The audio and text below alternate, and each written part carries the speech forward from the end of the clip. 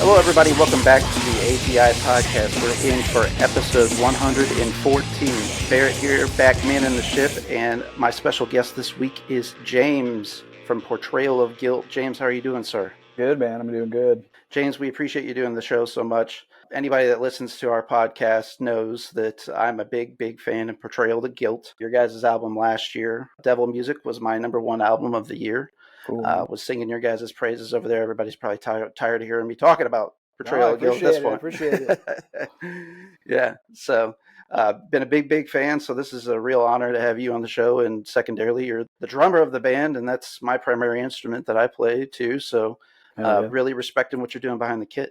Thank you, man. Appreciate it. Now, Portrayal of Guilt, the iteration that it is essentially, that started in 2017, right? Yeah, it was like me and Matt, the singer, we were in a band called Illustrations before this, which was like, and we had actually jammed some other shit even further back in time, but we were in a band called Illustrations. It was more like a metal HM2 core kind of thing. It was I think it's pretty good. We had a tour, so the Portrayal was a side project basically that me and him were working on, and our friend Blake, and we had a tour book for Illustrations, and it fell through just because of stuff with other members, and we ultimately couldn't do it, and so we just put ourselves, like we did the tour anyway, just as Portrayal of Guilt, and that's how the band started. Essentially, it was just a side project. We didn't know if we were gonna. I mean, we expected to play shows or whatever, but we kind of just hit the ground running because of that. So. Yeah, well, I think you guys made an incredible decision, of course, but I'm speaking from a biased standpoint because you guys are one of my favorite bands. So. One of the better decisions I've made in my life, I'd say. So I guess you guys are feeling the love and the connection with your fan base, having made those changes. Did things kind of blow up? I guess for a fact, they blew up for you guys once you started running with Portrayal of Guilt, huh? Yeah, I mean, I would say we had a little bit of a pop early on. Since then, it's been, I'd say, generally a pretty slow progression, but still a progression, like it feels like every tour we do feels like at least a little bit better than the one before it, but. Well, what's really cool about you guys too is the fact that you're kind of like in this heap of bands that I almost define as genreless. Like there's certain aspects of your music that do tie to particular genres, but nonetheless, we can sit down and we can talk about the, like blackened parts in your guys' songs. We can talk about the screamo aspect of things, the emo violence, on the verge of power violence at times. Like you guys are just kind of playing a wide array of music, and I think that actually lends you guys the ability to play with all these various acts and tour with all kinds of different packages. I know when I saw you guys in St. Louis, you guys were on the Fall of Troy anniversary album show. Right.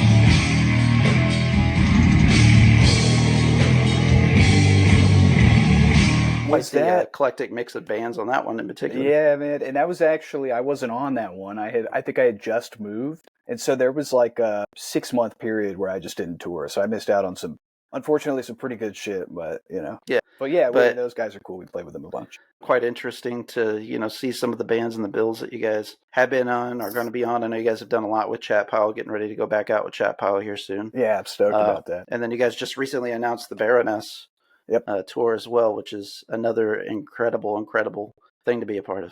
Yeah, man.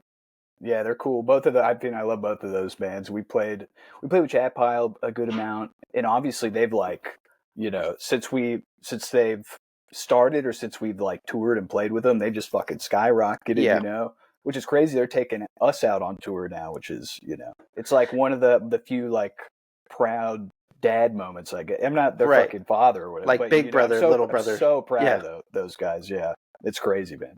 I think still yet today, some of that Pitchfork influence does help. I know that they gave them a favorable rating, but I think that they just came along at the right time as well, especially with God's Country. The previous EPs were pretty good, but I just kind of look at them, for me, like they kind of helped me get through like COVID pandemic in many ways, because just the music was different than anything else that was being pushed at the time, in my opinion. I mean, you could certainly draw some comparisons to some other projects, but, and again, I kind of liken you guys, like whenever kind of COVID hit is when I really got into you guys and, just some of you, like the themes that you guys even discuss in your music, Right. And, just how fucked up the world can be. And it's like, it's nice to hear somebody else with a decent head on their shoulders, talking about these things, right? Sure, and the cool thing about Chat Pile is, it's dark and brooding and all that stuff, and there's like social commentary and all this other cool stuff going on with them, but it still has this like whimsical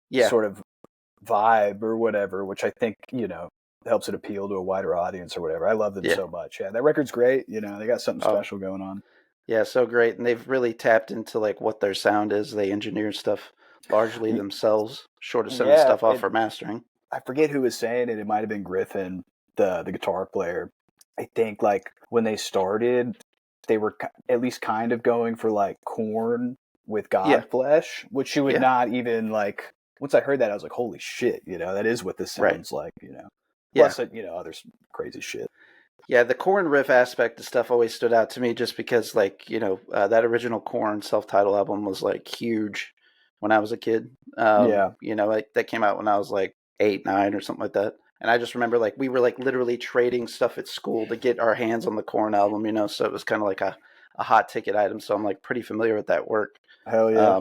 And so that stood out to me right away with those guys, though. Yeah, I could see that. And then they have kind of the Godflesh audio dynamic thing going on, especially like how the drums are mixed and stuff. It almost sounds like somebody's like in a woodshed or a big old metal shop. Sure. I mean, they kind of are. I think they like record in a fucking shed or a guest house or something. Yeah. And they're, another thing is they're not like cool guys, They easily could be like super into fucking their image or like. Right.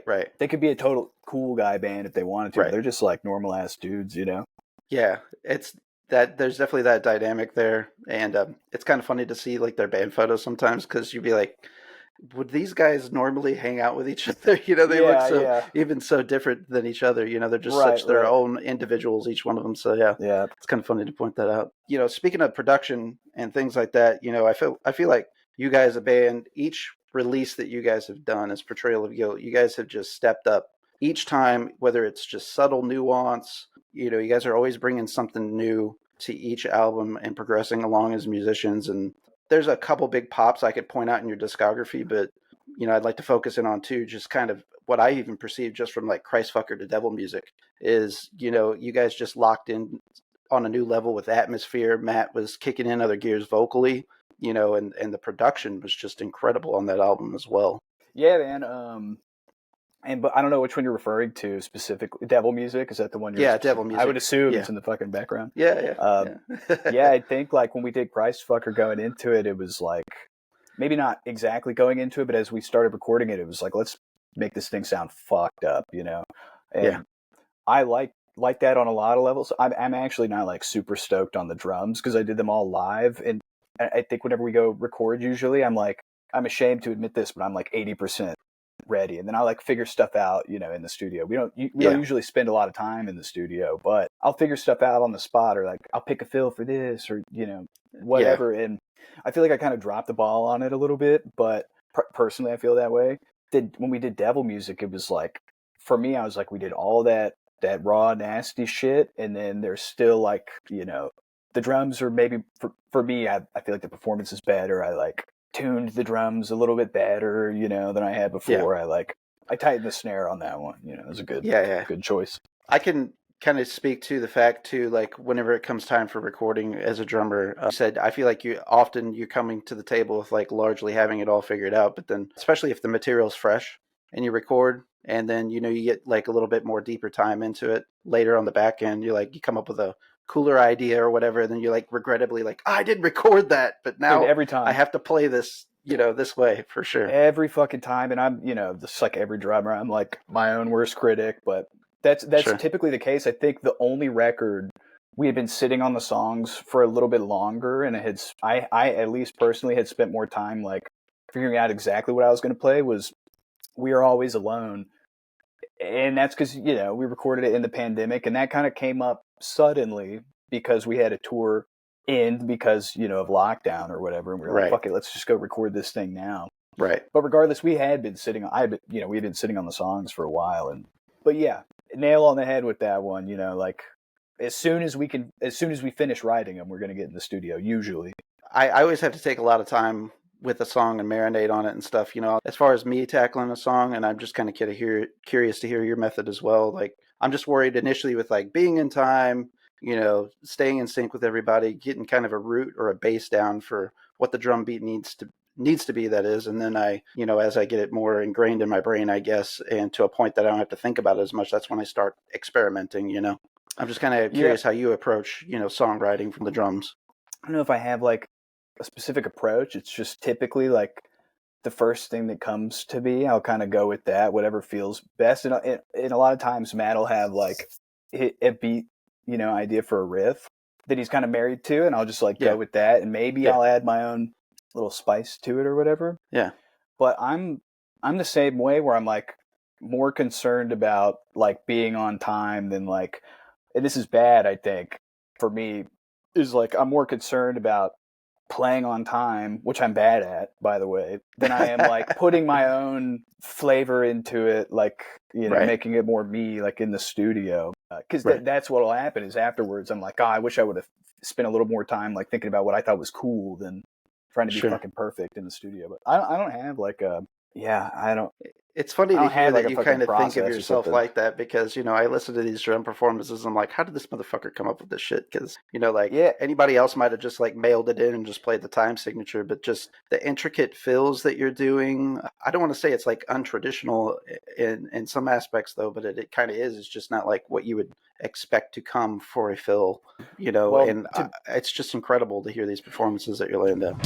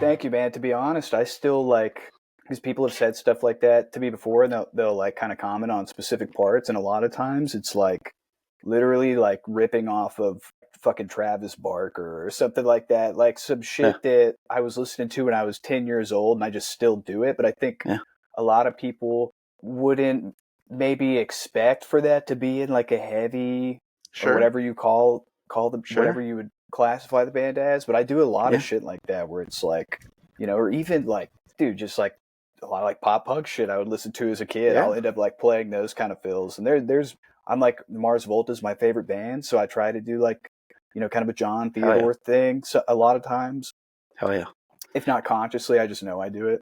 Yeah, I don't think about it too much. I think I just try not to do the Joey Jordison fills kind of thing, Right. which I fucking Right. love. I mean, that's like, Oh yeah, they all definitely have time their place for sure. favorite. But Yeah. I just specifically try to not go there. Or if I'm like, I have 4 counts to do a fill, I try not to go digga digga digga digga, Right.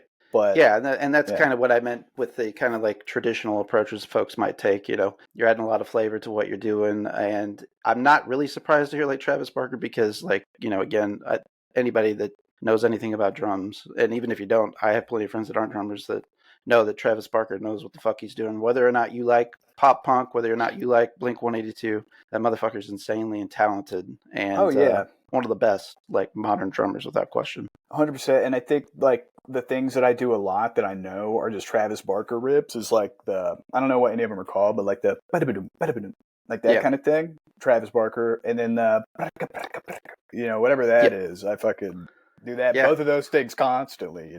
Travis Barker is definitely one I could say, like, growing up and learning to play drums, that was huge for me in my development. Like, a guy who really helped me pop too, being a fan of, was like Tucker Rule from Thursday. That was kind of the first I had heard like guys breaking up their fills in the way that he was and attacking, but it was more of a hardcore approach to drumming, which kind of helped open me up to that world. When I heard Thursday, then I started listening to all these other bands, that they would talk about, or band shirts that they would wear, right. And got a little bit more ingrained in the culture. But that's it. That was kind of a gateway drummer for me too. I got into Thursday kind of late. I think when I was a kid, like, I just didn't speak to me for whatever reason. Sure. I was getting into like, I think when I first heard Thursday, I was getting into like the MySpace, like scene core shit at the time. And I was like, oh, Thursday is like normie music, this fucking, this like unmixed, unmastered track I got on my profile is way cooler than that. But I like his drumming a lot. He has, I don't know if you would call it a pocket, but like a pretty good fucking pocket, especially for like the type of music that it is. It's very tasteful, Yeah, I would argue actually that might be the best part of Thursday is their rhythm section. Andrew, I believe, plays bass in that band. Yeah, those two have been together almost the entire time. Dude, the best Thursday song is the phone on airplane mode. The best Thursday song is the fucking split with was it Envy? Yep, Envy. Dude, that song is so good. There's 2 different versions of it. And I think I like the if I'm not mistaken, the split one. That's so fucking good, dude. Yeah, that's incredible. They had the 5 Stories Following EP too that had Jet Black New Year on it. That was like my favorite Thursday song for the longest time. I saw them like on tour. I think it was like one of the Warped tours. One of the most actual insane mosh pits I've ever seen was actually for Thursday, Jet Black New Year. That's awesome. Hell yeah. And it was as arguably is like the most active and violent mosh pit I've ever seen. That's hilarious. Which is crazy. Warped Tour back in the day was something different. I went to like one of the last ones, and I was only there because the band I was playing in, we had like won the Battle of the Bands in 2012 or something to go play it. So we got to we were one of those bands. And, I hear you. You see all the videos of Warped Tour and stuff, and you're like, this is going to be like a dream. This is crazy. And then show up, it's in San Antonio. It's on a fucking like asphalt parking lot. It was just the hottest day of all time. Yeah. That was always the case in St. Louis. They usually, for whatever reason, seem to come through like end of July, first week of August every time. Yeah. So like dog days of summer on the blacktop, 101 air temp, probably 120 on blacktop. Spent many a trips coming home, thrown up out the window. Yeah. I believe Rough conditions.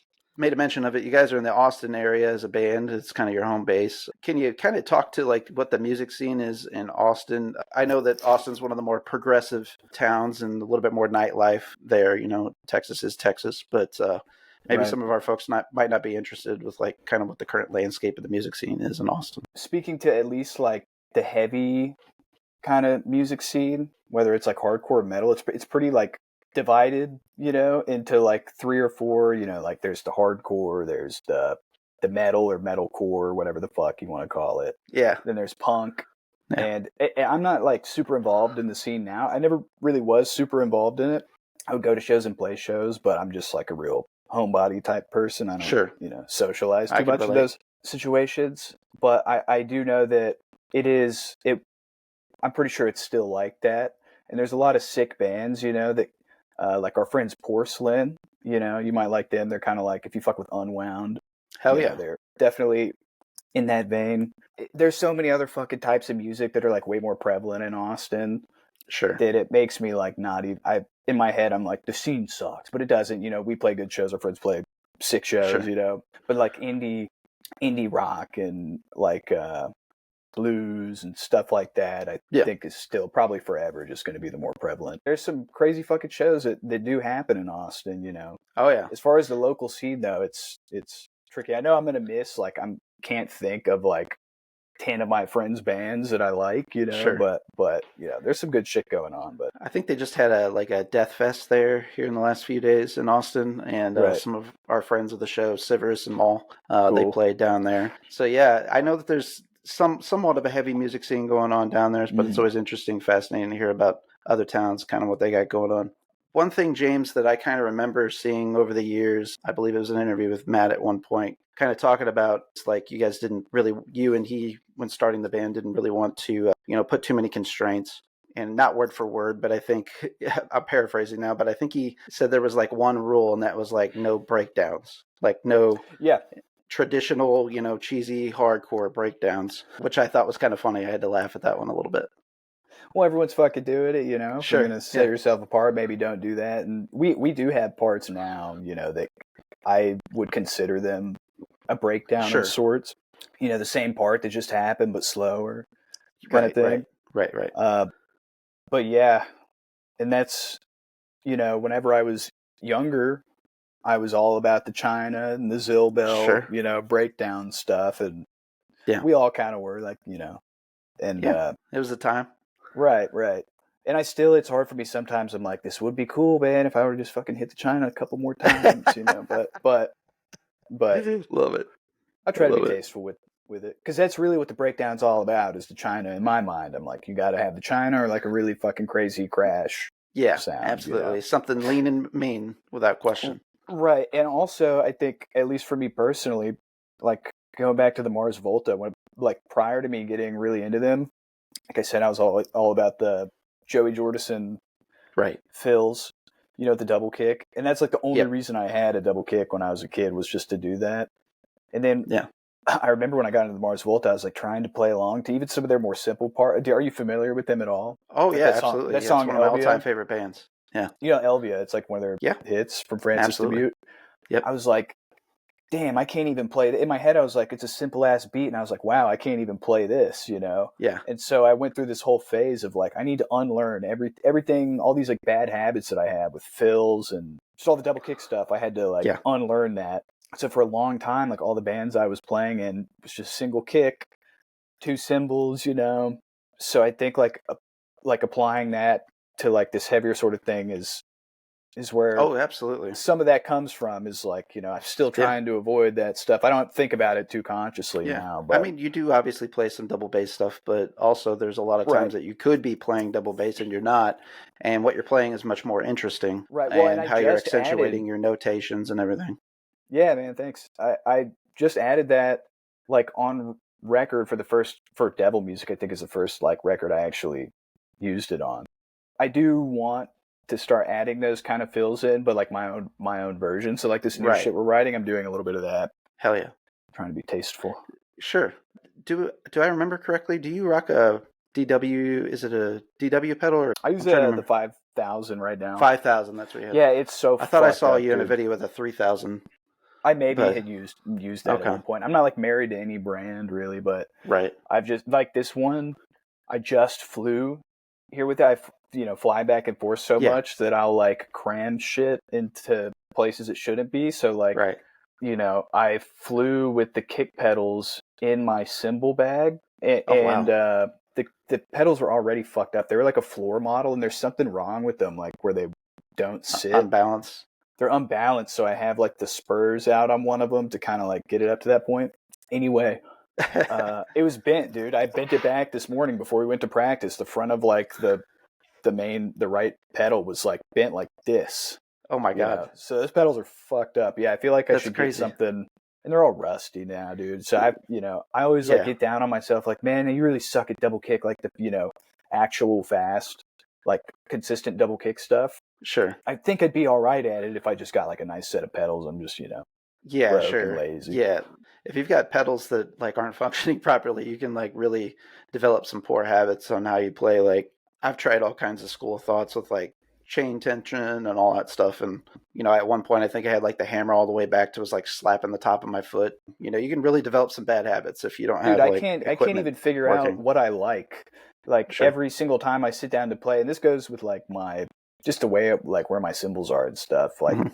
but speaking to the pedals, like I'm constantly tightening and loosening them Right. because one day I'm like, oh, it feels like it's too difficult right now. Or, I just have Sure. something in my head. I'm like, I suck because of this thing not being in the right Sure. spot. So I don't even know like what the fuck I like I hear you. yet.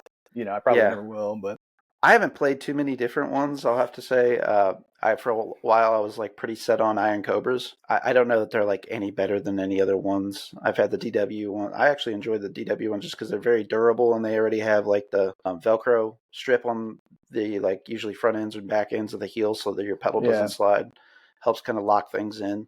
right. I just like it. I just as long as the pedal attaches very well to the bass drum, I'm usually locked in. I can work with anything else. I want to get like, one of these direct drive pedals. I Yeah. just don't know like one how necessary it is, and I'm sure like it feels crazy different. But they're like so expensive. I know I could go to a fucking drum shop or like Guitar Center and try it out in there, but I would never Yeah.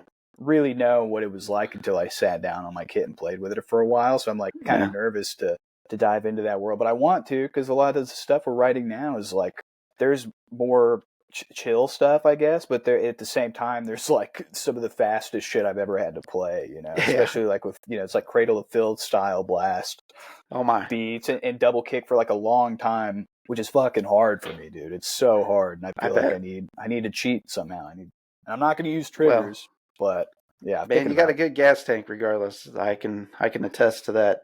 I know Thanks. that even like looking at some I know you got like a YouTube channel too that you've got a few covers on and stuff. Yeah, yeah. Tackling Dillinger Escape Plan is no Right, small right, task. right. That's and then Gaza even, Yeah, those that was my fuckers first blast those first rippers one. sometimes.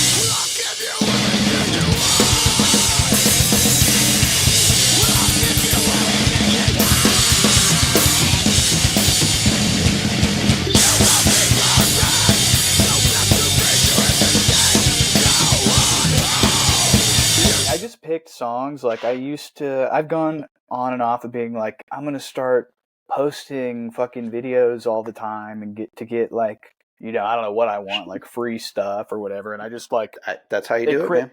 I know I just don't have it in me. Yeah. It like I don't know, I could go into it more, but it just like kind of I feel like cringe, Yeah, I trying to hear. like self promote, and so those two songs are just like songs that I kind of already knew. I was like, I can air drum to these perfectly, or I can tap to them perfectly. I know I can figure them out. The Dillinger one fucking took a while. It's like the only thing I've ever had to like write something down to like and practice it over and over and over again. That's funny that I forget that my YouTube is my fucking name, so I guess if somebody searches it, it's probably not too hard to find. Yeah, it's not. But yeah, but maybe I will one day. I just have like post more covers and stuff, but a lot of times the songs that I would want to play or cover, they would be easier for me. They're not like crazy. It's something It that might doesn't not be matter, man. like I'm like Yeah. to me I'm like I need to put the craziest fucking thing I've ever played on the internet. No. If it's not that, it's like not that cool. No, not necessarily, man. And even if it's something popular, it really Right, doesn't right. matter. I think it would help kind of show off your chops even more. Yeah. Just again, seeing your performances, I got an idea what you can do, and I think that you might blow some people's minds even playing stuff outside of what they would expect you to play. Is I guess what I'm trying to get Right. to. Well, thank you. And You've also been posting a lot of drum cams too, of yeah. Portrayal of Guilt live performances, and boy, I've been locking into those. Oh, Smoke me a little yeah. joint, lay down on the couch. Yeah, yeah. Yeah, incredible. Those are, again, I'm like, I always think everything sucks, right? So I'll be Critique them. okay with like this 30-second clip, because I want people to see me playing good, right? Sure. But I'm like, but the whole thing sucks because I fucking dropped a stick or I you know, got Yeah. off time or whatever. I mean, you hold your Um, shit together. When that stuff happens, I've seen you drop a stick and, yeah, yeah. can't tell you're missing anything. I mean, hey, it happens to everybody. Yeah, I feel like one thing I'll say is I'm pretty good usually at recovering. I've seen some clips of me like throwing a stick, like across the room essentially on accident and just fucking coming Yeah. back on the same beat. I'm like Yeah. almost more proud of that than like playing good sometimes. Hey, man, it is a feat in the Yeah. repertoire to have for sure. Do you feel like kind of some of your guys' leaps and bounds as a band is just more about you guys getting more time in together, maturity? Like, what would you equate to some of those major level ups from album to album that we kind of talked about earlier? Just being more sure of yourselves, more sure of your instruments. I don't know, man. Well, I think that especially because CHRISTFUCKER was a pretty big jump from like what we were doing before. Everything before that was more or less like in this screamo vein, or is in this similar Sure. sort like post-hardcore, whatever. And I Yeah. think ever since we did that, and people liked it. We liked it. More importantly, I think we realized that like, oh, I guess we can like if we try something that to us seems like way different or out there, we know it's still at the end of the day going to sound like us. Right. Right. It's I think just from like trying it out one time, because when we did that record, it was like this is fucking different. This is like for us, this is something way different. Yeah. It doesn't sound emo. Usually, it sounds like fucking demented, and Sure. I think that's it. And, we don't like none of us really listen to, and this is pretty cliche now, but for everybody that plays in like these kind of bands, but we don't listen to that stuff like too often or like exclusively. There's always something, Sure. on the playlist, but not to sound like, oh, we're trying to fucking sell out. But I think we want to, play stuff that's more like focused on like you can bob your head to, and like Sure. appeal. I don't know what I'm trying to say, but Well, there's beauty in simplicity yeah, as well. yeah. And there's definitely ways to kind of like retool your sound. And, I will say as a musician as well, like sometimes it's easier, like if you're, hate to sound like this, but sometimes like if the parts are not as complicated, people can follow it a little bit better. And then secondly, like you as a musician can kind of put a little bit more into like your performance and your stage presence and stuff. And Yeah, I know that 100%. me as a musician, like I just want to provide a good outside of like play music that I would actually listen to if I was, a fan on the other side. But secondarily, like, I want to provide that live experience for people to come see me play because that's everything to me, getting that instant gratification, that instant feedback. Those are the moments that I live for. So creating an Dude, environment that you can do that, I can see a benefit of it.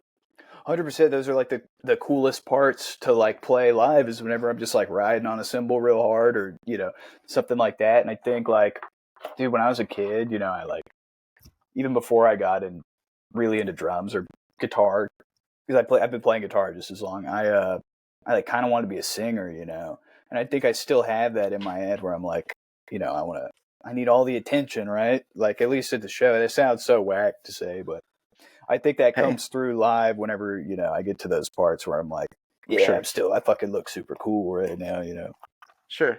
which No, is I not can even the see that. case, dude. Because I like see, be like, man, that show ripped. And not on this like not to sound self-absorbed or something. I mean, every fucking person in the band, probably thinks like this to a point, but you're like, yeah, I probably, you know, looked cool or whatever. And then you see a picture, you like see a picture of it, you're like, I look like a fucking idiot, man. My faces are always like crazy, and Oh, bro. Yeah, I know all about it. That's me 100%. yeah, I look deranged or like I'm about to assassinate somebody. yeah, yeah. or just like unhappy, and I'll be having like the best time, and I just look like so fucking unhappy. It's because you're just so locked in. Like honestly, nothing else Trying matters. not to fuck up. Yeah.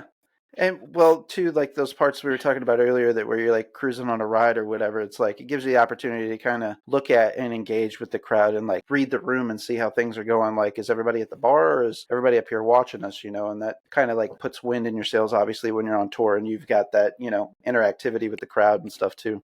Sure, and I think like, you know, in recent years there's more like moshing and stuff, but I have, you know, I'll like look up at the crowd. It's because I'm fucking facing the crowd, you know, like how am I not going to look at them? But sometimes I think people, when they see us, it's like there might be not be a lot of parts where they would feel like they're even able to like mosh, or like they might not know what the fuck's going on, especially if they haven't heard us, you know, if it's some like fast part or whatever. And so you can look at the, you know, I think like in hardcore bands, a lot of them, they feed off the energy of the crowd, right? And that's a real thing, you know, but sometimes people, you know, you find out later they really enjoyed it, but when you look at them, they're just like, you know, looking like you like can't tell life. if you can't tell if they fucking like it or not, but they're just kind of taking it in, or maybe they hate it. I know some people hate it.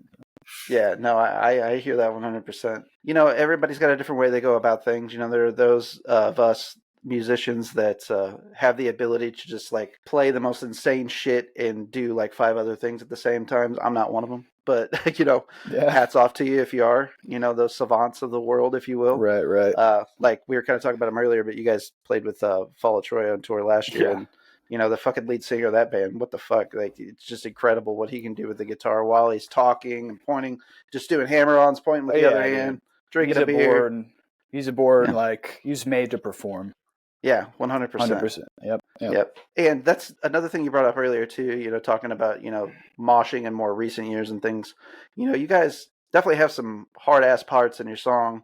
I think just as heavy or evil as any other genre that's out there. I know it's kind of probably going to be like a little funny, you know, illustration to make, but like even just how devil music kicks in, it's all kind of knuckle dragging, you know, and you have moments on CHRISTFUCKER too, like where time changes happen and come to like almost a screeching halt, and the tempo's slower, and that's like almost your guys' version of a breakdown, if you will. Yeah, I know. It's funny that you said that, because I know what you're talking about, and that's also what I was talking about when I said the breakdown thing. That's on my mind because we just threw that into the set, so we're like about to start playing that again. Yeah, so you guys, it's more about evoking that emotion, though, I guess is the point I'm trying to make, is the fact that you guys still achieve the same thing without going through those, I guess we'll say, traditional or tired formulas. And what is a breakdown at the end of the day? It's a time change, you know, so you're still able to do that and achieve those same feelings. And I don't think that I recall anybody moshing at the St. Louis show, though, which is kind of funny.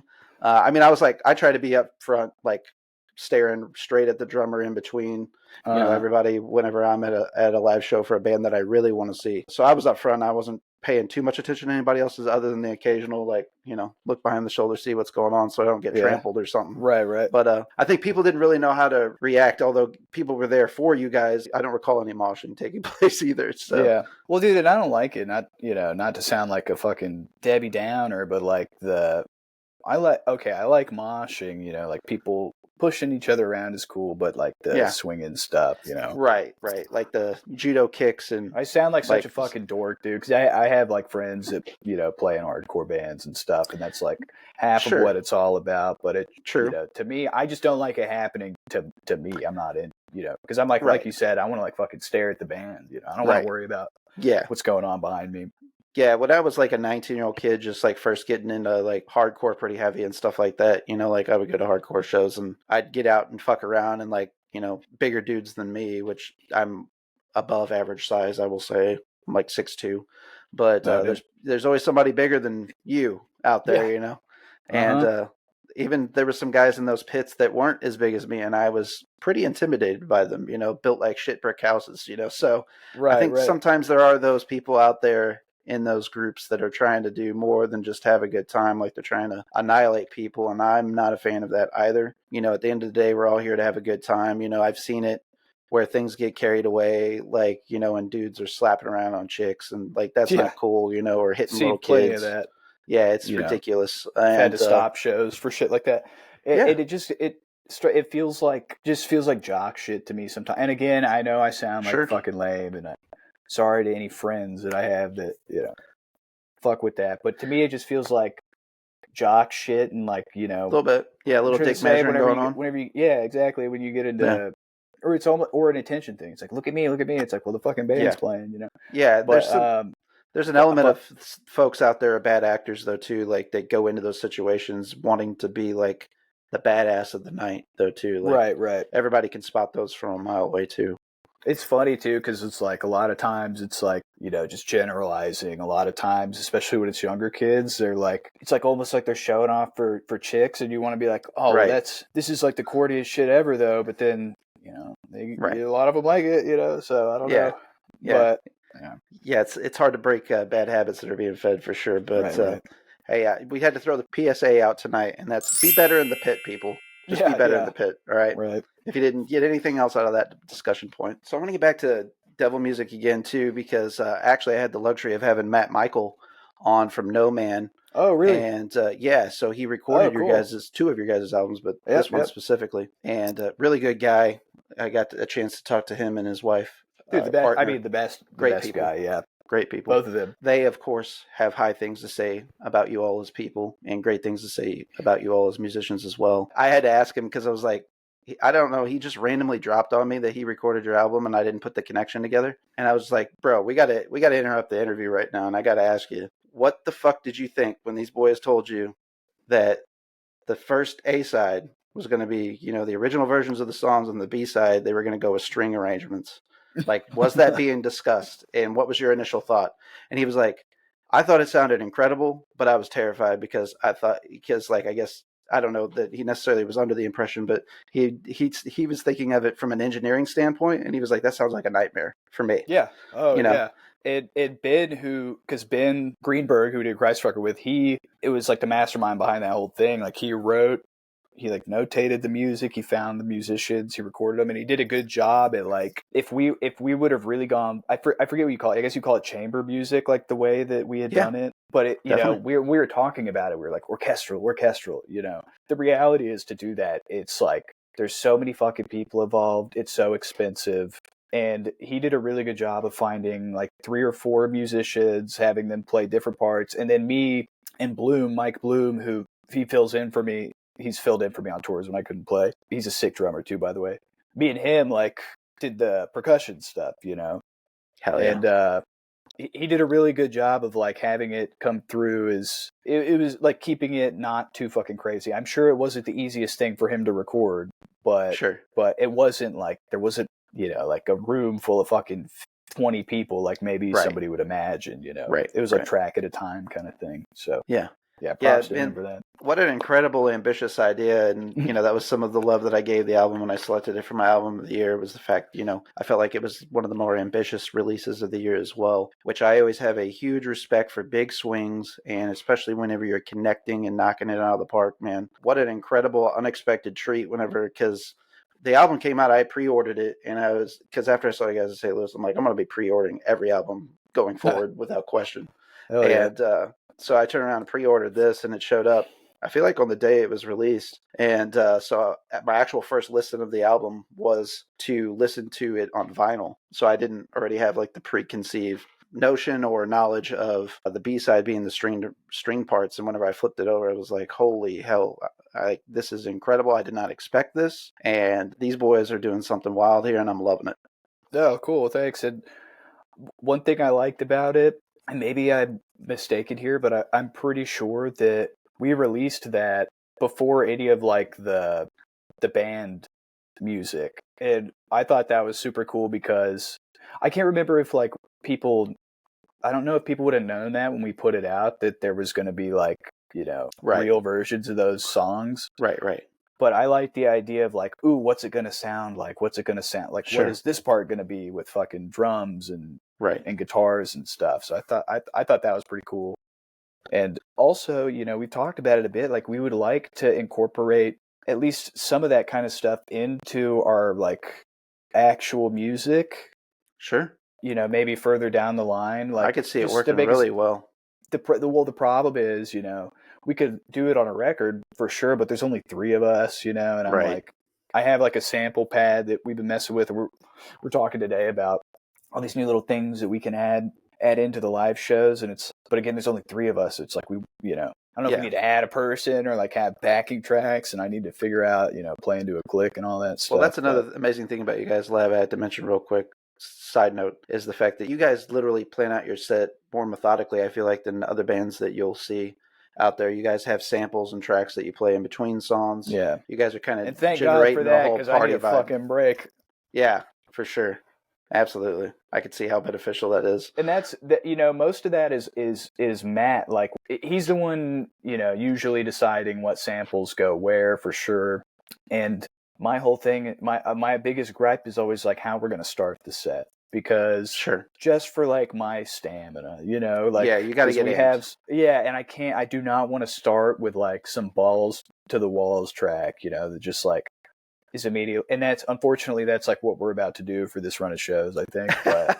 But yeah, we do think quite a bit about that, and we try really hard not to do. And I'm sure a lot of bands, are like this, but we really don't want to play the same set, on another tour. Are you guys planning to mix things up between the Chat Pile and the Baroness tour, or? We're talking about it, but the mixing up will be like too tight of a turnaround.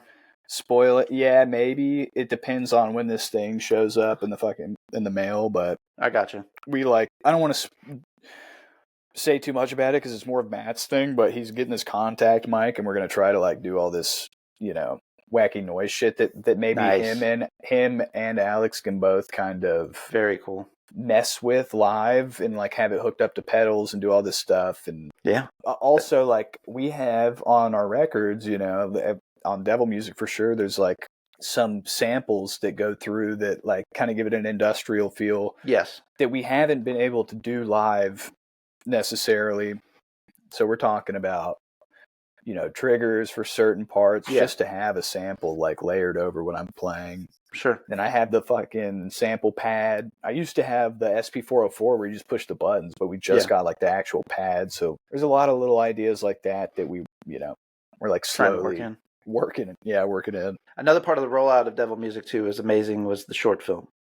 And oh, dude, I love that. Yeah, and I've talked about it in the past. Like, my immediate thoughts were, it gave me feelings as if, this is something that Ben Wheatley would direct, or maybe Robert Eggers, kind of like a folk horror. It's got medieval ties, the occult. Like, it just was kind of a perfect marriage, and like it was the perfect visualization for like what you guys were producing on the audio end. And again, just like a really unexpected treat that adds a new layer to what you guys do and present without question.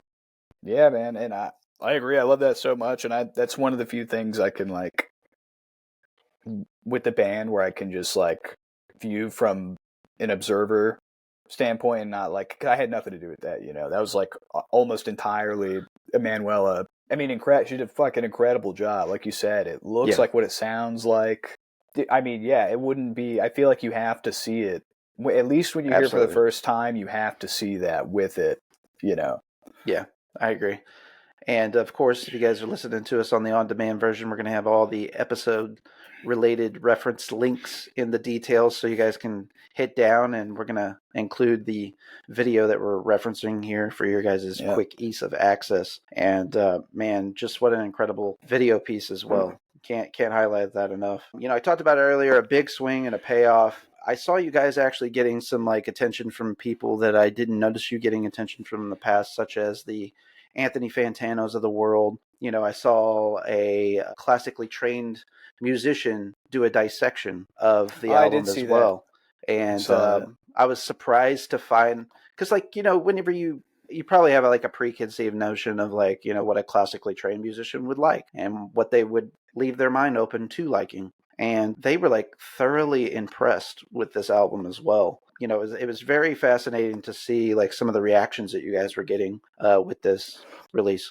Yeah, and that's the thing. Like, I saw that video, and obviously the Anthony Fantano shit, but specifically the classical music guy. Yeah, I agree. My assumption, even still, like anybody else besides that guy, I'm like, they probably would hate it,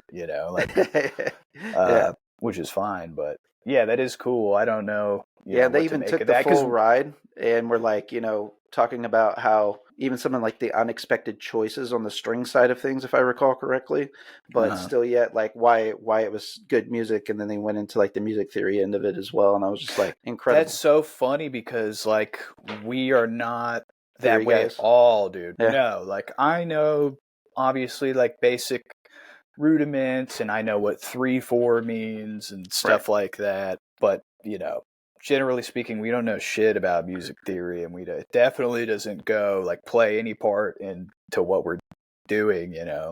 Yeah. Not like this is going to be in fucking C or like whatever. I don't know what you would say, but Sure. yeah, it is cool that somebody like that would, even to hear it broken down like that is interesting. And even the fact that Ben was able to take the music and then turn it into the chamber music style is also very interesting, because you hear it. I wouldn't even imagine that being. I wouldn't imagine it being possible, but you wouldn't think that it could possibly translate to something like that. You know, I guess it does. Yeah, and again, it was a nice surprise, but at the same time, if you were really to think about it and think about kind of like what all elements are going into your music, and there's certainly like that Blackened piece we talked about earlier. You go and you think about some of the atmosphere that black metal creates, and some of that you guys are tapping into as well, and how strings aren't uncommon to be seen there. So I think it was like not necessarily like a methodical choice in that regard. How I kind of spelled it out, but like the DNA of this stuff is just like showing up, you know? Yeah. And I think that's why it works so well together too. Yeah, I agree. I think we're like slowly realizing ourselves or whatever. Yeah, you know? Yeah, I hear you. I love it. Well, you kind of mentioned it a few different times, you know, kind of what's next, what can people expect from Portrayal of Guilt. I'm excited to see what is next personally, just as a fan, because just knowing how you guys have just tinkered from album to album, release to release, just everything that you guys have done just leveled up every time. I'm excited to see where it's going. Thank you, man. I'm very excited about it too. The stuff that we're working on now is like no doubt the best shit we've written, at least to us. And that hasn't always been the case, in my opinion. There's stuff, you know, I'm not going to name stuff specifically, but there's shit where I've been like, man, this feels like a step back, you know. This does, to me, I'm like, I think it's going to be a great record. We're working on a full length. And we do have a couple splits coming out and like another thing coming out. So before we even have that full length out, there's going to be new music coming out that's been recorded forever. So hell yeah. I will say though, the next song this split we have coming out, I recorded the drums. Like it was I'll say that I'm not proud of it at all because of like the circumstances. It was like, I just found out I had a fucking like a tumor in my leg, which wasn't cancer or anything. Well, that's good. But I didn't know that at the time. Sure. And so I had just found out like a day or two before this, because I'd had this lump in my leg and it hurt and stuff. And so like I didn't even sleep the night before really, and I already knew I was about to move, and I was like, oh, I have to get the surgery right before I had all the stress going on, so I recorded it. Like I can't even listen to the fucking tracks. So it's a good song, but the drums, you know. Well, I'm sure they're great. So let me start there. Hell yeah, but secondly, no, I can relate to that. I've had a very similar experience in the past where I had to go record an EP. It was up all late all night, kind of like stressing and feuding with like roommates, and then roommates were bandmates, and so the fights left from the apartment to the practice space to the recording session. You know, so like I know all about that. A performance once, yes, that.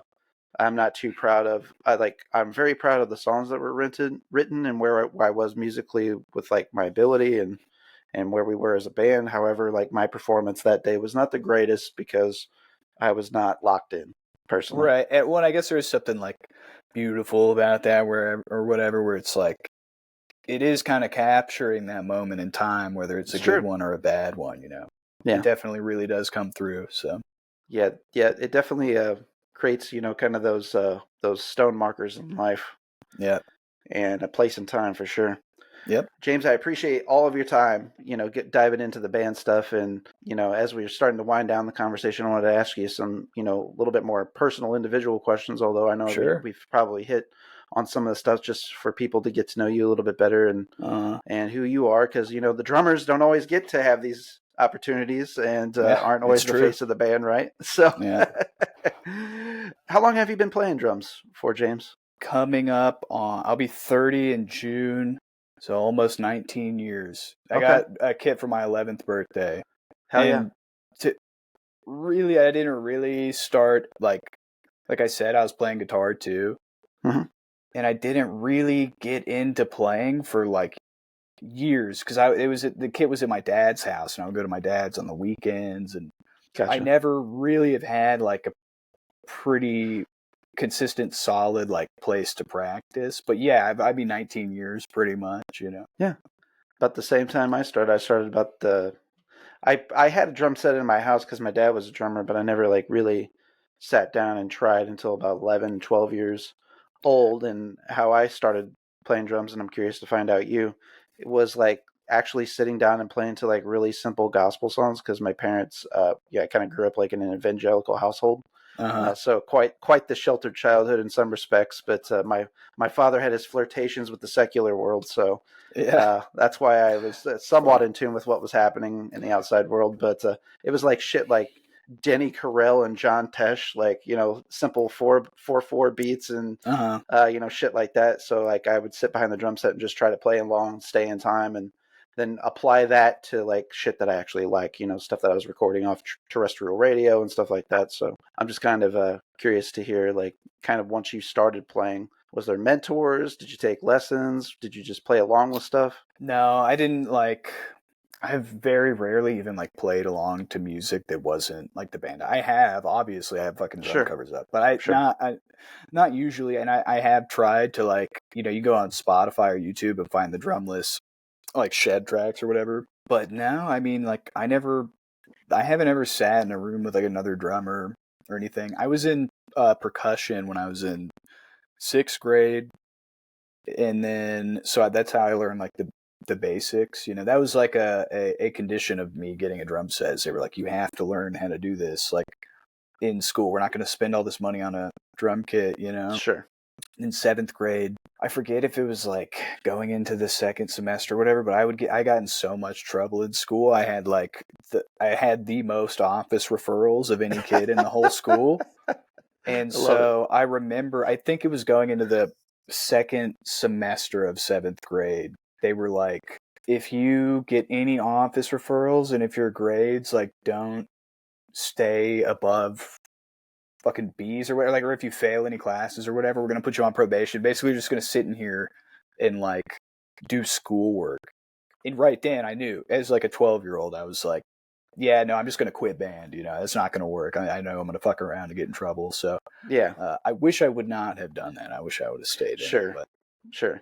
But Yeah. yeah, so that's the extent of like me having, any sort of mentor like teaching, I got you. which was valuable. But we got YouTube now, so Right. Right. my Yeah. mentors are drummers on YouTube and Instagram. Yeah. Yeah. It is helpful. Yes, technology Yeah, has changed things in that world without question. one that really, I think a lot of people have seen is the Thomas Pridgeon Drumeo video. It's called applying. I think it's called applying rudiments to the drum set. Pretty basic concept, I think, but I had never considered like Yeah. how a paradiddle could be, could translate, and that like opened fucking Yeah. everything for me. It definitely Yeah. took me to a new level. So Yeah. I would recommend that to anybody that hasn't Yeah. seen it. I was trying to remember his name earlier, but yeah, Thomas Pridgeon, the newer drummer for Mars Volta, right? Well, they've had a few of them, He did but for yeah, some period of time. he did Goliath, and then he did That's right. the record after that, which are obviously fucking insane records. But I gotta Oh say, yeah, just my shredding. favorite's John Theodore. I'm more into I agree. Yeah. Yeah, who's drumming for Queens of the Stone Age now, Yep. which was like the unlikely hire that has worked out beautifully.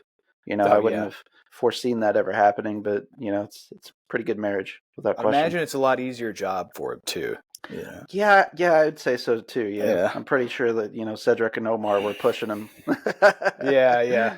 That's what I hear.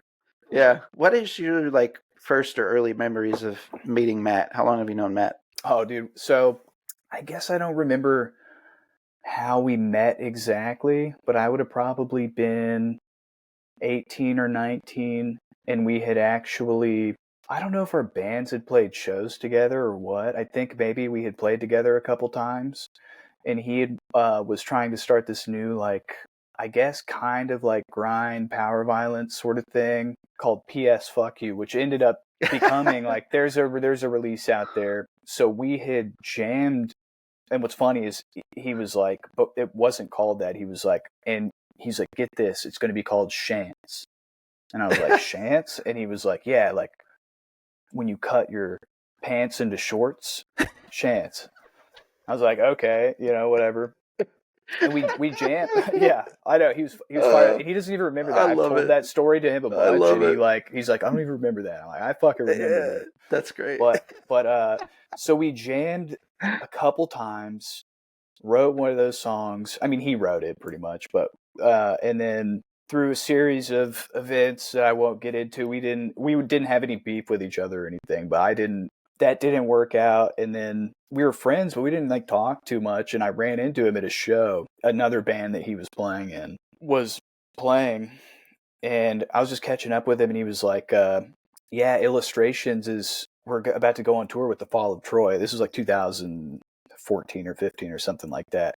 And he's like, yeah, but we don't have a drummer. I think we're going to hire this guy to do it. And I was like, I bugged the shit out of him. I was like, dude, I will do it. I'll fucking quit my job, whatever. I will do anything to do that.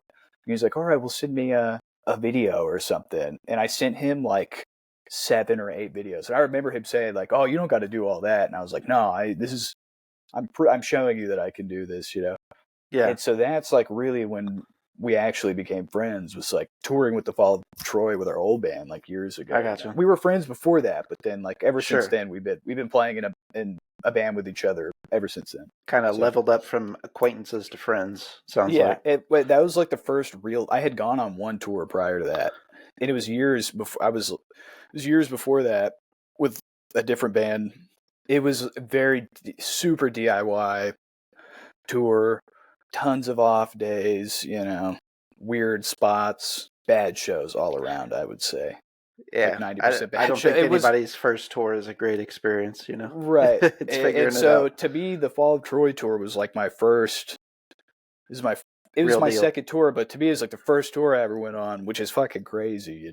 It's crazy to me because when I was in high school, middle school, that was like, I mean, one of my favorite bands. I was in a band that we were trying to rip off the Fall of Troy, like 100%. I would play their songs on guitar and stuff. So yeah, that was a real mind blowing experience. There was a lot of bands that like kind of came out of like those first, Self-Title and Doppelganger. Like, there's a lot of copycat bands. I feel like kind of came out after that. It was a whole thing for a little while, for sure. But none of them did it as good as them, man. Nope, never did. I know earlier we talked about some equipment, like the bass drum pedals in particular. Do you have like a preference otherwise? Like, do you rock a particular set? Are you fond of particular cymbals? I'm just kind of curious.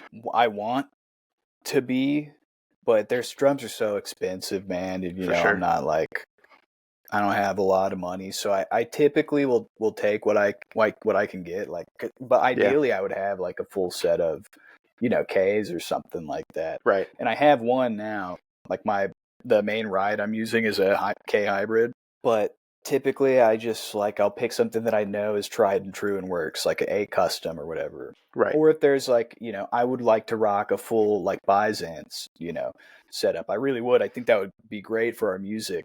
They're so expensive, so I'm always buying used cymbals, whatever is the closest that I can get, and then my kit is I've been playing this Vista Light forever. It's like a 70s big beat Vista Light, vintage, obviously.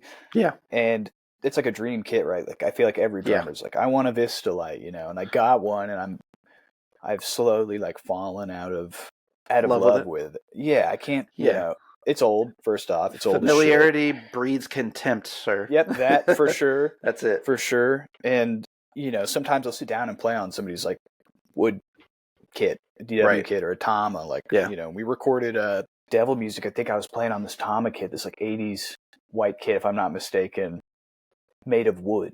And I was like, oh, this is fucking awesome. This is what it's all about. I feel like I don't have to try as hard or something like that. They're easier to tune. I think it looks cool, and I think I do a good enough job. It just, my whole thing is like the toms are gonna sound dead anyway. Well, like I'm gonna muffle them. I think there's a resonance to your kit still yet. Yeah. Like I'm kind of going the other way. Like I've played wood kits all my life, and I'm really wanting to get an acrylic kit now. And, but goddamn, them motherfuckers went up in price, like, Yeah. 2-3 times of what you used Yep. to actually have to, like, they used to be kind of looked down on, and now they're like popping in price, like, to get a decent, I think like the cheapest, like big boy brand, like your standard grandpa brands like Pearl or whatever. I think like their cheapest acrylic kicks like $1,700, and that's just base 3-piece. I think, you're Dude, not I getting got anything mine special. for so cheap from a good friend, from my friend Greg, who's like he techs for like he's a tech for like Alice in Chains now. He does Deaf Heaven, Deftones. He's like, Damn, hell yeah, yeah, he's in the big boy leagues for sure. hell yeah. This is a while back though. I remember, I was talking to him and he was like, or maybe he had posted the kid on Instagram or something. Mm-hmm. I was like, if you ever come into hard times, if you ever need to make some money, I will buy that thing off you. I didn't even, ask him how much. And it was like a week later or something. He was like, yeah, you want to buy this kit? And I was like, fuck yeah, dude. And I drove across town. He gave me a really good deal on it. And How much you pay? yeah. I gotta know. Oh man, paid $1,000 for it, and it was Damn. it was 4-piece, so it has another tom. There's another tom somewhere for it. So Yeah, hell yeah. thank you, Greg. Yeah, I love it, love it. Yeah, I like the fact that you just rock with the rack tom and then the floor tom. That's kind of my setup. I've got a Gretsch Catalina Club Mod kit that's got the Yeah, Canon bass drum, cool. and I've had that sucker for 15 or so years, and I've been thinking about getting something a little bit smaller, a little bit more manageable for like gigging and stuff, just because like it's rough, like lugging that big bastard around, especially if you're trying to do something humble. Dude, exactly. I would like, of course, I want 2 floor toms. I'd love another rack tom. I'd love an auxiliary snare, and I'd love 2 or 3 more cymbals. Yeah. I'm not gonna set that up, dude. I drive myself crazy setting like up a basic 3-piece kit Sure. every day. Like. Are you very particular about your arrangement? Super particular. Yeah. It's never there. It's 1 in every 10 shows. I'm like satisfied with. I feel you. Where everything's placed. Even if I'll mark the the stands. I do the mat, and then I set up for the show, and it just I don't use it. I use like 50% of what I had marked. I hear you. Yeah. Yeah, I feel like I'm kind of like always tinkering with my setup. Like it's like, oh, I don't feel comfortable. I need to move this. I just think it's a little OCD, maybe. Yeah, definitely. I got a little bit of that, and also, like we were saying, our sound has evolved, and in that the playing's evolved, right? So like it used to be, I just had 2 cymbals, and I would sit really low, and I had single kick, and the songs were more straightforward, I guess you would say. But to me, they were. And then then I added another cymbal, and then I added the china, and then I added the double kick, and it's like the older stuff. Whenever we play it, it still feels so foreign to me because I want to crash right here, right in front of me, but I have to crash over here now. It's little shit like that where it's like song to song. I feel like if you look at any video of me playing live, like if you were to look at the whole set, I'm moving shit around. I have to, because I'll be like, oh, I know this blast part's going to come up, and I can't have the ride up here because it's going to wear me out, so I have to lower it. Well, you don't mind putting a little thunder behind what you're playing. That's another reason I love your style of playing, too, is like I kind of subscribe to the John Bonham school of thought that you got to put a little mustard behind it, Hell yeah, I can feel you playing, and, that's just like a lot of emotionality in the playing. So if you're doing that, you're moving stuff inevitably, so you got to ring it back in too. Yeah, that's a thing I've like had to definitely, believe it or not, dial back over the years. I look at some videos of me playing back in the day, and I was going way too hard, like way too fucking hard. Yeah. Which is cool when you're playing like 15-minute sets, when you're touring on an EP, but like when you're doing 30, 40-minute sets, or longer, it's like unsustainable. I'm not like that fit, and whenever we first started touring, or like I remember our first show, the only reason I was able to get through the set is because it was a battle set. And there's a video of it on YouTube where it's like it was a battle set with another band called Celebration. I don't even think they're a band anymore, but that was the only way, dude. I remember when we were rehearsing, I was like, I could not. There's no way I'm going to play a show. And then when we finally did play a show, like our second show after that was a normal set, it killed me. It killed me because prior to that, all the bands I would play in, there would be like some faster stuff, but it wasn't Right. anything like what I ended up writing for Portrayal. So I really have. It's been a long training process, I guess. So the Celebration guys, or KC guys, if I remember correctly, right? I think so. And yeah. So they're now Nerver. A Oh, majority of that band is Nerver. I didn't even realize that. Okay, cool. Yeah, I think it's at least two of the members, I believe, are in Nerver, and then they just recently got a new drummer, so it's a different drummer now. But yeah, I actually had them on the podcast a few weeks ago. Oh, really? And okay, I cool. caught them at the Chat Pile show whenever Chat Pile played back in October here in St. Louis as well. So yeah, man, the good guys too. And I think they even recalled they made a mention of playing. I think at one point with I thought he said Illustrations as well. Back when they were Celebration. And it might have been like a show that because I think Matt knew them. I didn't know any of them when that happened. They were referring to Matt by name, so I assumed they probably knew Matt. Yeah. Everyone knows Matt, man. Yeah, that's right. That's the luxury of being the front man, right? Hey, so what is a maybe dream band that's on the band's checklist, like a band that you guys really are hoping to play with before it's all said and done? Like, what are some? It could be more than one. Is there a short list that you guys have talked amongst yourselves? Like, boy, it would be ideal if we played with these guys. Korn, Slipknot, Limp Bizkit, any of those Yeah. The what do you call that? The 90s new metal band. Yeah, but yeah, those guys for sure. We talk about that all the time. Anytime some band is opening for Korn and Limp Bizkit, we're so jealous. We're like, fuck, man. Yeah. Fucking Corey That must be Feldman's so opening for cool. Limp Bizkit. Yeah, that's insane, dude. That is insane. I would like to see that. I would love to see that. Yeah. That dude's crazy. Oh, hell and then, yeah. For me, there's bands that I'm like, I know we would just never play with unless it happened to be on like a festival. But like I said, the Mars Volta is my favorite band of all time. Okay. They're like, yeah, make me sound like a nerd or something. But dude, it's my favorite band. I can listen to any of their albums. Those first, even the new one. Yeah, D-Louse and Francis the Mute. Those two albums in particular. I always say this. I like At the Drive-In more for the entire discography. But those are the two best albums, in my opinion, that Omar and Cedric have done together, are those first two Mars Volta albums, without question. Yeah, I have a hard time, picking one. I can't help but think about both of those bands as one thing, and both of their... But specifically the Mars Volta, I can't help but think of the whole discography as, one big thing. Just, kind of knowing through interviews and stuff what their writing process generally is. Sure. I can't help but think about it that way, so I like... Because, they have that last record they did before they broke up. It's I'm not super into it. No, I wasn't either. It was, it felt like a huge departure from anything they'd done previously. Yeah, so it sounded like they were trying too hard to strip things back and do, they were trying too hard to be a different. Almost like a cafe band or something in some aspects. And I was like, this is not who you guys are at all. But, dude, the newest record that they put out, I think is great, dude, and it is way different than anything they've ever done. But, dude, listen to that thing in headphones, just kind of do the deep listening sort of thing to it. I may not like the way that some of it's mixed. I don't like how the drums are mixed too much. They sound too poppy, maybe. But dude, I think that record's fucking amazing. Yeah, I don't think moving record to me. They're not a band that prioritizes the drum mix in general. I don't feel like which is crazy because they're they just have the craziest drums, Right. Yeah, especially when Bedlam came out, I was like, man, these guys are just ripping now.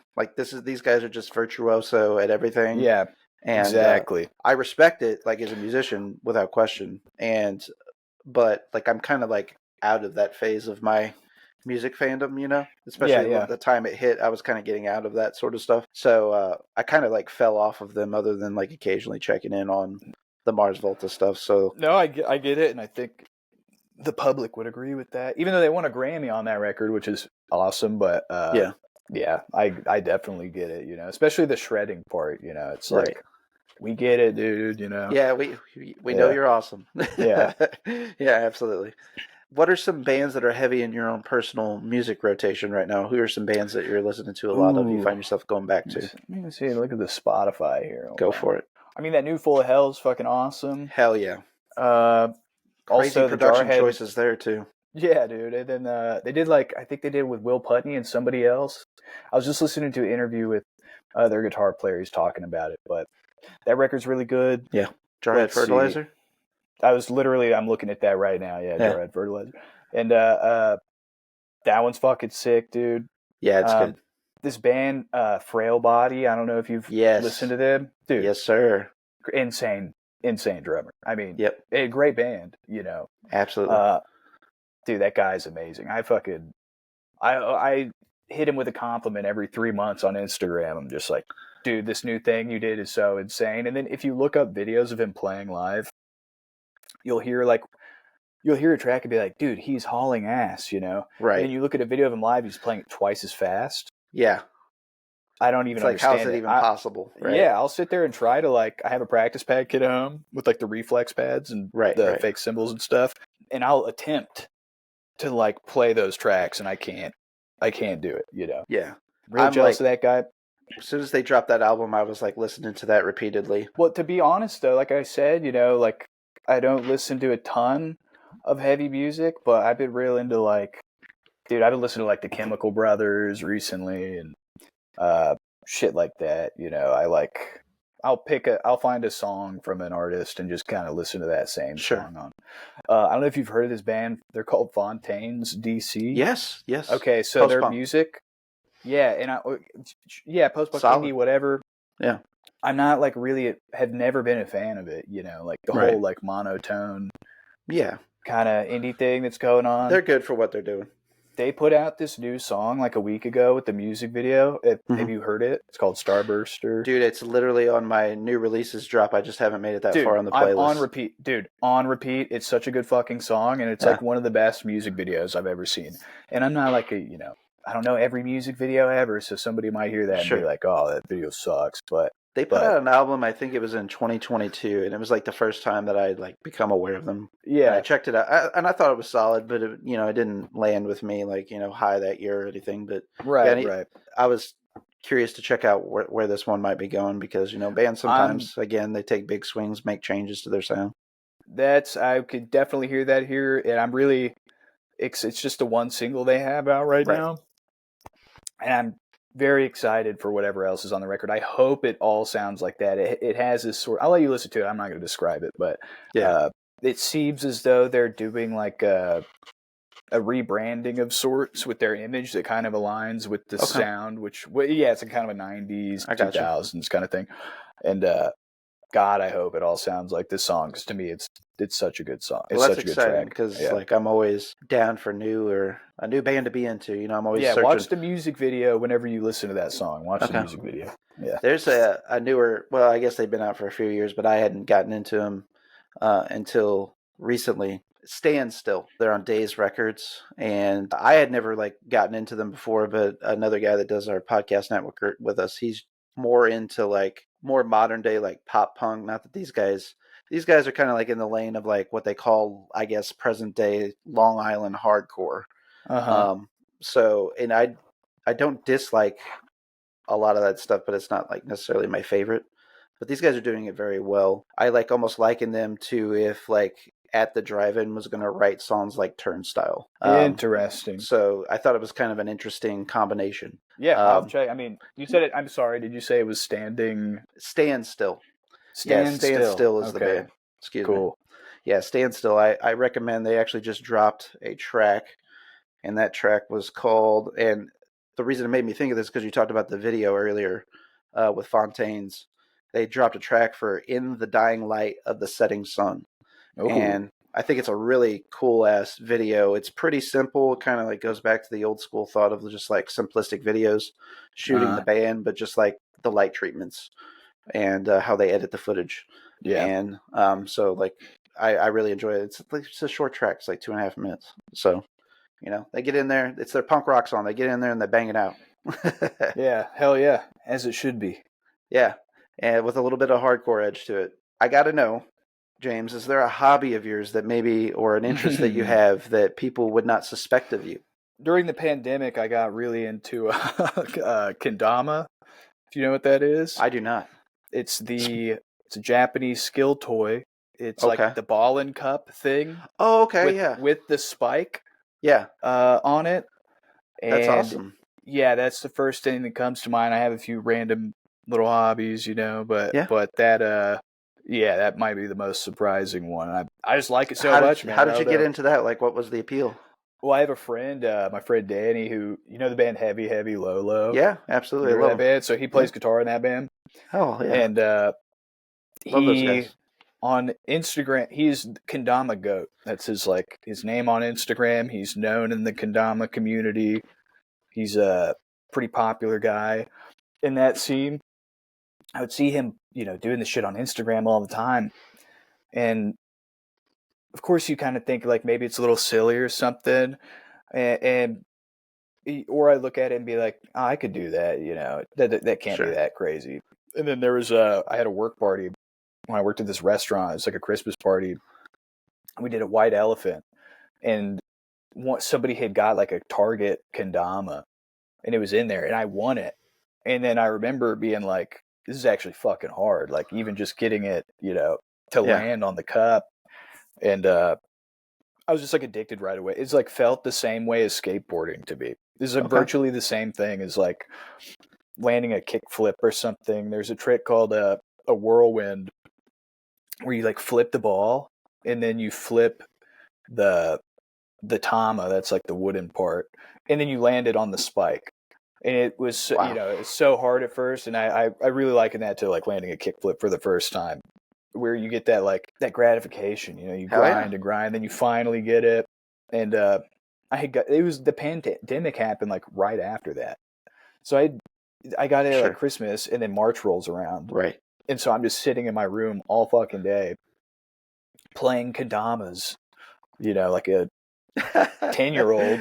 And dude, I would like get the stimulus checks, and I remember I spent like, dude, too much money on kendama. I was just ordering them online with my stimulus checks because I had a job still. I was able to I work, love it. So Well, good for you.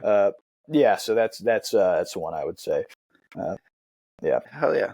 I know you said you had a couple others. Just out of curiosity, what are some other hobbies that you got? Maybe that I somebody mean, wouldn't suspect. I'm into climbing a bit. I haven't done Okay. it as much recently, but yeah, I got really into bouldering and stuff like that. Nice. But then, with touring a bunch, it's like hard to. Yeah. I would hurt myself so much Yeah. climbing, like Definitely. so much.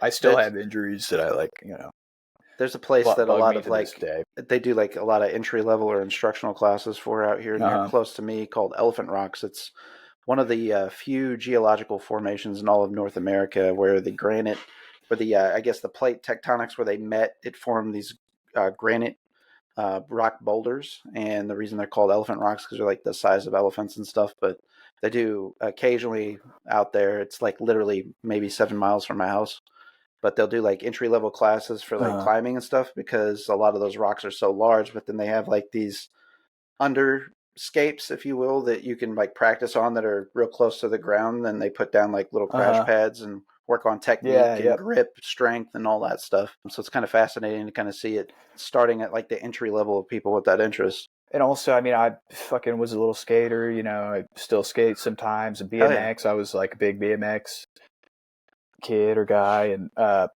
it's all the thing that all of those for me, like the common thread is that you see somebody do them, it looks somebody makes it look easy, and then you Right. try it and then it's not easy, and then I'm like fucking hooked immediately. Right. uh, Yeah. so they all give me the same feeling. Like climbing was like, to me, I was like, this is like being at a skate park, like going to the climbing gym. I was like, this is like a Yeah. skate park where they add a new obstacle every 2 months or something. Yeah. But yeah. Have you done any like big climbs out of curiosity? No, I've done one like outdoor climb, and I forget Okay. what the rating was. It was like a nothing too crazy, and I remember I got to the top. It was like the en belay, so there's like somebody holding a rope at the bottom. And I Yeah. was fucking shaking, and I would like to get into that. The thing is, you need to be like, Got to dedicate time. well, you got to dedicate time, and you got to have like other people to do it with. And I'm Sure. like a very, I'm in a band and stuff, but I really Sure. like just to be Introverted. alone or with my Yeah. girlfriend, and Sure. like going to work is enough, social interaction for me usually. So that's the problem. I would have got more into it, Sure. like especially like big climbs and outdoor. I still really want to, but you got to talk to people, you know, to, Right, you know, right, like, right. Yeah. you know, work with other people. So What the hell's that all about? yeah. Are you into any particular type of movies or TV shows? No, I mean, I've been watching Righteous Gemstones, a new Hell yeah. season. Fucking love. I mean, what's his name? Danny. Danny McBride. Dude, the Yeah, king, bounce back season, the I king. think. Yeah, last Yeah, season I so didn't like far so so much. good. The newest one, yeah, they came back. They kind of I'm corrected the like ship. right in the middle on that interlude episode where they're like all kids, or they're all younger. Yeah. I mean, I don't have like a particular type of movie. I really like. Man, I just saw that movie Anatomy of a Fall. Yeah. See I want that? to This is see a good that. fucking movie, dude. It's Yeah, a I good haven't movie. seen that one yet. I wouldn't consider myself a drama guy, but it's like a pretty good combination Sure. of like courtroom and drama. You know, Yeah. so I don't know. I like that one. I'm trying to think. I mean, have you seen the documentary American Movie? Not yet. Hmm. I just saw. Have you heard of that at all? I saw Yeah. it for the first time recently. Pretty good, funny documentary. Yeah. Yeah, I don't know. I'm not like a huge film guy. I'm trying to think. I do watch movies a lot. I just can't like think off the top of my head. Are What you I've like watched familiar with like recently. particular studios, like maybe like A24 or Well, yeah, of course. Fox Yeah, like Searchlight, stuff like that? yeah, definitely A24 is like pretty much if it says that on it, I'm gonna watch Give it a You chance. know? Yeah. Being a Texas guy, did you see the Iron Claw movie, and what were your thoughts of it? No, I've been wanting to. I should watch that. In fact, now Okay. that you said it, I'll make a point to watch that. I stream a lot of movies on illegally, so I can watch it pretty easily. I think. Yeah, I highly recommend. I'm like a huge pro wrestling fan, so also that's like one of my interests. Just something I've liked ever since I was a little kid. And the Von Erich family is like one of the biggest tragedies, you know, in in anything ever, but professional wrestling specifically. Like if I was going to pick it apart from the biopic part aspect of it, and like knowing what actually happened, there's some things that you might not like be excited about, but it's like well acted, well executed, well directed. You know, they overlooked some of the brothers' deaths in it, which would have made it even more tragic. I've read that the director's choice in doing that was because he felt like the movie couldn't endure another death, otherwise it wouldn't get made, which I don't know if that was like by request of the family or what, which interesting. I don't believe it is. I think it was more of a comment toward the studio, which it's like, what studio's got like a death count on family tragedies? Like, yeah, it's news to me, you know? I thought it was a bizarre comment. Yeah, sounds like it. Everybody's. I mean, I've heard nothing but good things about that movie, which is funny because Zac Efron looks fucking crazy, dude. Oh, he's yoked. I mean, all the pictures and clips I've seen, I'm like, you can't help but if you don't know anything about it, which I really don't. Yeah. You're like, what the fuck's going on here? Why is he looking like that? But apparently, it's you. Right. Yeah. He's very impressive in it. Like almost.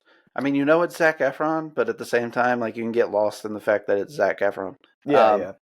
Jeremy Allen White's in it too, which I love the bear and everything he's touching right now. He's a great actor. He was even good back in the Shame days. Also, the dad in it, who plays Fritz von Erich, is from Mindhunters. I think Agent Holt, if I remember his character's name correctly. But yeah, he does a fantastic job in that movie as well. A lot of good performances. Hell yeah. I'm going to watch it. Well, it was a pleasure getting to know you, James. I appreciate you so much for your time. No, I appreciate you, man. Thanks for having me and having interest in the drums in my life and stuff. It's cool, man. I appreciate it. Absolutely, man. Big fan of what you guys do. Looking forward to what's coming down the pipeline. Of course, we told everybody we're going to have the details in our episode links as usual. So you guys, you know, if you're driving out there, you're listening to the conversation. If you're listening on the traditional podcasting platforms like Spotify, Apple Podcasts, it can wait, folks. When you get to a stop, hit the details. If you're watching us on YouTube, which is the full experience, of course, we're going to have those links we talked about earlier too. I cannot encourage you folks enough to check out the short film. Check out Portrayal of Guilt if you haven't already. If you like what you hear, support these guys. They got a website, portrayalofguilt.com. They've got Bandcamp. You guys can buy some merch. It's limited right now. Boys, I need a new shirt because I got too fat for my other ones. So we got new stuff coming. Nice. We got hats. Hell yeah, hats too. Yep, always rock a hat. I'm all about that too. And get out and see these guys on tour. They're going to be touring with Chat Pile here soon, as well as Baroness. We mentioned it earlier. Tour dates have been announced and are on Instagram that I know of. That's the place that I'm on a little bit more frequently, but we'll be sure to share some of that as well. Hell yeah.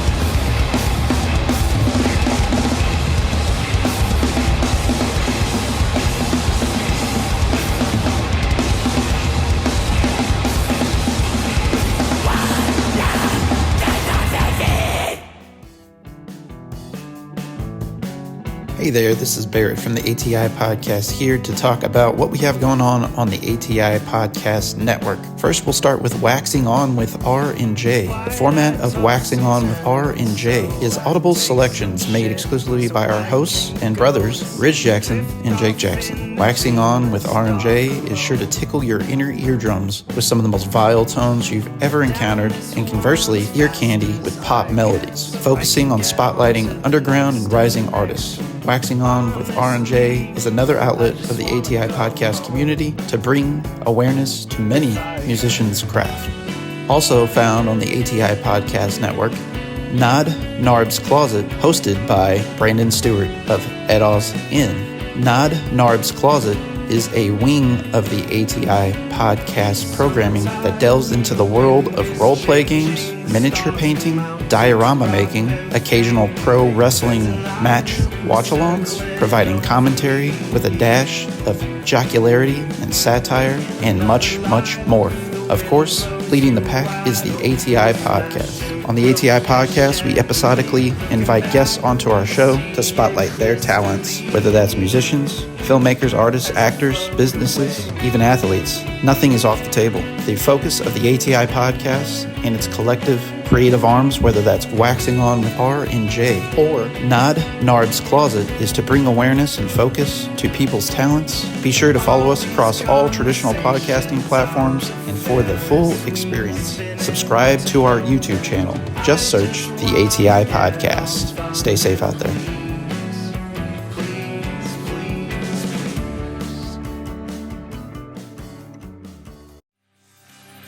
Hey, this is Barrett from the ATI Podcast. Episodically, I will be chatting with a featured guest, bringing a spotlight to their craft. Artists, musicians, filmmakers, actors, small businesses, athletes. Nothing is out of bounds. Hear my discussion with rising talents and entrepreneurs across all traditional podcasting platforms, as well as YouTube. Like what you hear? Be sure to subscribe to the podcast channel of your choice, whether that's Spotify, Apple Podcasts, Amazon Music, and more. Just click the subscribe button and leave us a 5-star rating. Also, subscribe to us on YouTube, where you can get full video episodes of the ATI Podcast and see our guests in their work. Stay in touch with our ongoings, events, and guest list across all major social media outlets: Instagram, Facebook, TikTok, X. Just search the ATI Podcast. We would like to thank you all for your continued support, and as always, stay safe out there.